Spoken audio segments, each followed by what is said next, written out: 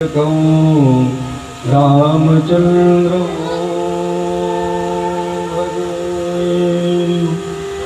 ओम नमो भगवते वासुदेवाय। ओम नमो भगवते वासुदेवाय। कल की कथा में भगवान कृष्ण की दिनचर्या का दर्शन करने के लिए नारद जी पधारे थे और उन्होंने भगवान अपने स्वरूप का दर्शन कराया है और यह भी वरदान दिया कि अब आपको कभी भी मेरी माया ग्रसित नहीं करेगी। आगे सुखदेव जी बता रहे हैं कि राजन परीक्षित, एक समय द्वारकापुरी में भगवान अपने सभी मंत्रिमंडल के साथ बैठे हुए थे और उसी समय आपके जो दादा थे उन्होंने राजसूय यज्ञ का निमंत्रण सभी द्वारकापुरी वासियों को भेजा था और विशेष भगवान को आग्रह करके बुलाया था।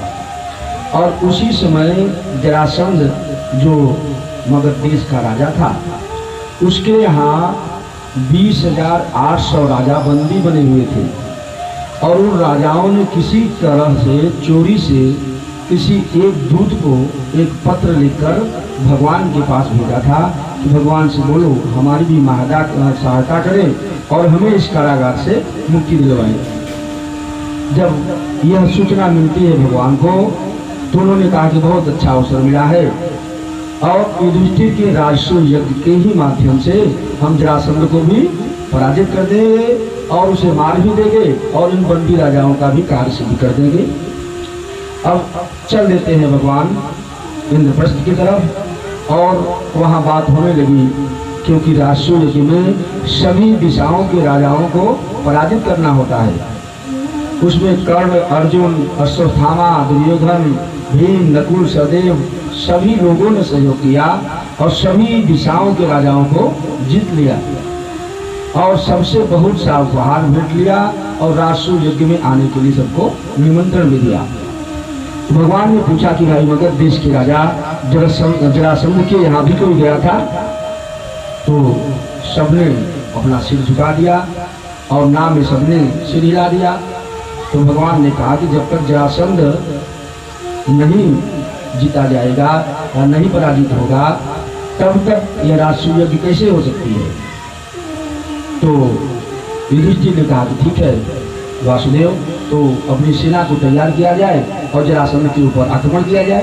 कहा कि नहीं, इस समय जरासंध के बाद इतना ज्यादा सैन्य बल है कि उसे युद्ध करके पराजित करना बहुत ही टेढ़ी चीज होगी, बहुत लंबा समय लग सकता है। तो ऐसा करिए महाराज, हमें अर्जुन और भीम ये 3 लोगों को एक साथ जाना है और हम तीनों उससे सुबह सुबह जब वह दान करता है तो उसे द्वंद्व युद्ध की याचना करेंगे और हम तीनों में से जिससे भी लड़ेगा हम उसे पराजित कर देंगे या मार देंगे। तो युधिष्ठिर जी को पूर्ण विश्वास था भगवान के कौशल पर, उन्होंने सहमति दे दी और भीम अर्जुन के साथ भगवान कृष्ण तीनों चले जाते हैं जरासंध के राज्य में और भेष बदल के ब्राह्मण का स्वरूप बना लिया है, यज्ञोपवीत धारण करके और धोती पहन के पहुंच जाते हैं जहां पर वह ब्राह्मण को दान कर रहा था। उसी लाइन में तीनों खड़े हो जाते हैं।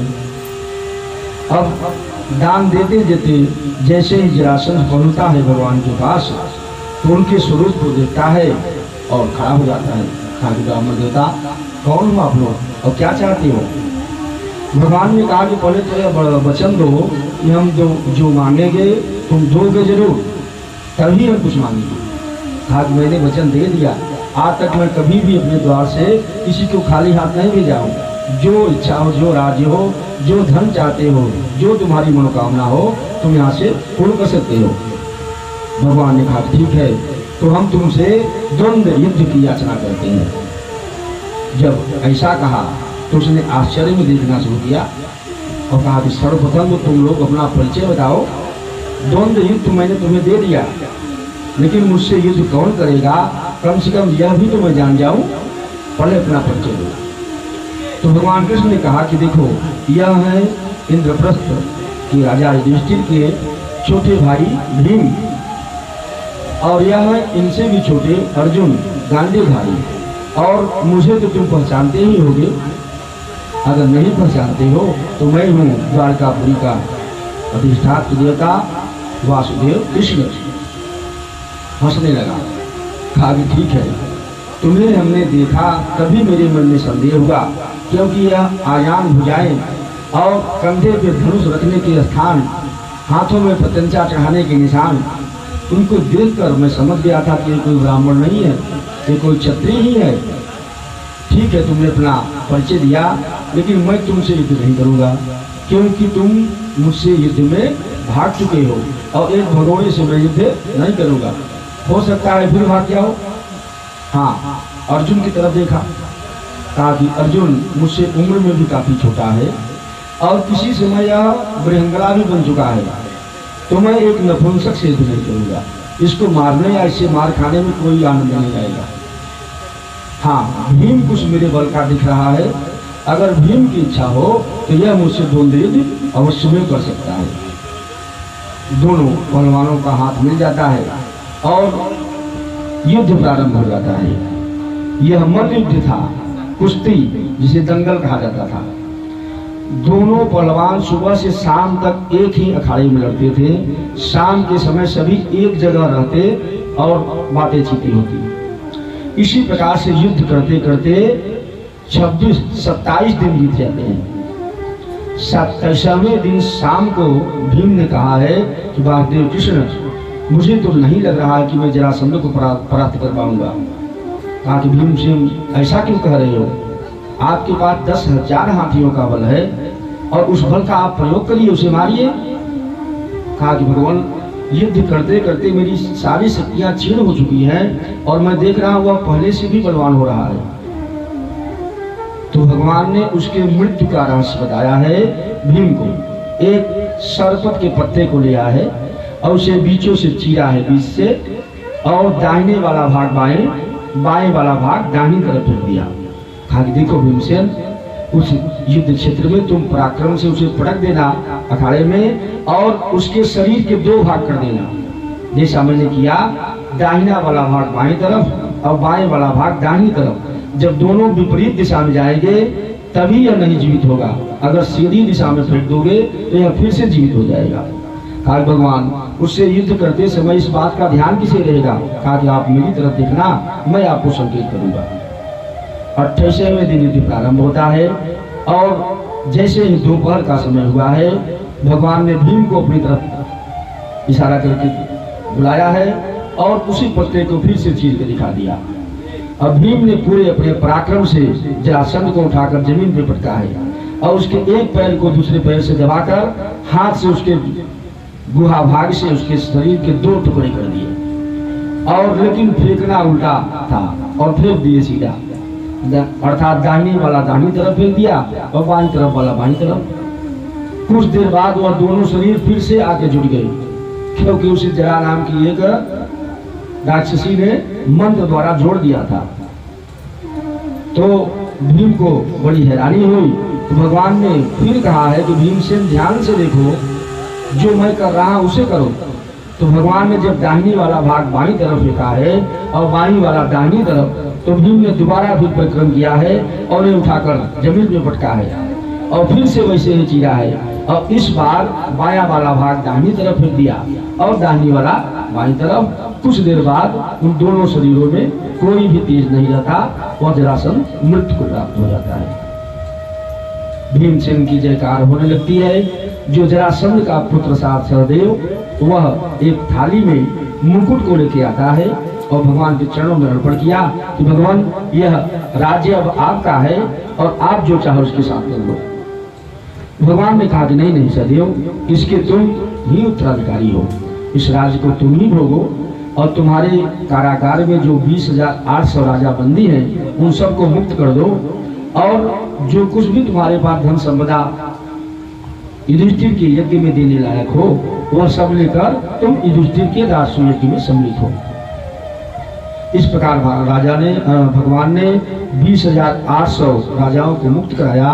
वो सभी राजा आके भगवान के नतमस्तक हुए और कहा कि आप अपने अपने घर को जाइए और युधिष्ठिर के राजसूय यज्ञ में आप लोग सम्मिलित हो जाइए। इस प्रकार भगवान ने जरासंध पर विजय प्राप्त करके उसका उद्धार करके आते हैं इंद्रप्रस्थ में। और यहाँ राजसूय यज्ञ की तैयारी चल रही थी। अग्र पूजा का अधिकारी कौन है, इसी पे बातें हो रही थी। वहां पर भीष्म पितामह, कृपाचार्य, द्रोणाचार्य, बड़े बड़े राजा महारथी, एक से एक लड़ाकू सब विद्यमान थे। तो किसी ने कहा कि भीष्म पितामह को अग्र पूजा का अधिकारी बनाना चाहिए, यही सबसे श्रेष्ठ है और इनकी पहली पूजा होनी चाहिए। लेकिन भीष्म पितामह आज लोगों ने कहा नहीं, अगर अग्र पूजा की कोई अधिकारी है तो वह वासुदेव श्री कृष्ण। तो लगभग कुछ लोगों को छोड़कर सभी ने इसमें सहमति प्रदान की। लेकिन उसी में भगवान कृष्ण के बुआ का एक पुत्र था, उनकी बुआ जो थी श्रुतिश्रवा, उनका पुत्र था शिशुपाल, उसने विरोध कर लिया। कहा कि अरे इस सभा में इतने बड़े बड़े राजा महाराजा भीष्म, युधिष्ठिर और द्रोणाचार्य, कृपाचार्य जैसे महागुरु, और इस सभा में एक बंचर की पूजाग्रह होगी, न जिसके गोत्र का पता, न जिसके बाप का पता नहीं किसकी संतान है, कोई आज तक जान ही नहीं पाया। और इन लोगों को साफ है कहीं के राजा भी नहीं हो सकते, यह भिखमंगे यहाँ वहाँ घूमने वाले अनेकों प्रकार के दुर्वचन बोलने लगा। तो अर्जुन खड़े हो जाते हैं प्रतिशोध में। भगवान ने शांत किया कि बैठ जाइए, मैं इसके 100 अपराधों को क्षमा करने का अपनी बुआ को वचन दे चुका हूँ। जब इस शिशुपाल का जन्म हुआ था तो इसके सिर जो थे और दोनों हाथ वो पीछे की तरफ थे, उल्टा था। तो आकाशवाणी हुई कि जिसके छूने मात्र से इसका शरीर स्वस्थ हो जाएगा वह इसे मार देगा। तो भगवान कृष्ण एक बार बचपन में गए थे, जब उन्होंने शिशुपाल को गोदी में लिया है तो उसके शरीर में सुधार हुआ और वह स्वस्थ हो गया। जैसे साधारण पुत्र होता है संतान, वैसे ही हो गया। तो उसकी बुआ रोने लगी भगवान की, तो कहा कि बेटा एक बात ध्यान देना, यह तुम्हारे हाथों से मारा जाएगा, क्योंकि ऐसी आकाशवाणी हुई है। तो कृष्ण ने कहा बुआ आप चिंता मत करो, मैं इसके 100 अपराधों को क्षमा कर दूंगा, लेकिन 100 के बाद अगर होगा तो फिर मैं इसे नहीं छोड़ूंगा। और इधर जब वह दुर्वचन बोलने लगा तो भगवान गिनती चालू कर देते हैं। जैसे ही पहुंचता है 99 के पास, भगवान ने सावधान किया है कि शिशुपाल बस, अब एक भी उल्टा शब्द अगर बोले तो तुम्हारी मौत का कारण बन जाएगा। कहा कि एक क्या, मैं 1000 बोलूंगा। अभी लगा एक से एक दुर्वचन बोलने, तुरंत सुदर्शन प्रकट हो जाता है और सबको देखते ही देखते सुदर्शन ने शिशुपाल के सर को धड़ से अलग कर दिया और सबको देखते देखते ही उसके शरीर से दिव्य ज्योति निकलती है, वह भगवान के अंदर समाहित हो जाती है। सुखदेव जी से प्रश्न किया है परीक्षित जी ने कि भगवान यह कौन था जो भगवान के इतना वैरी होते वह भगवान की परम गति को पा लिया। ओम नमो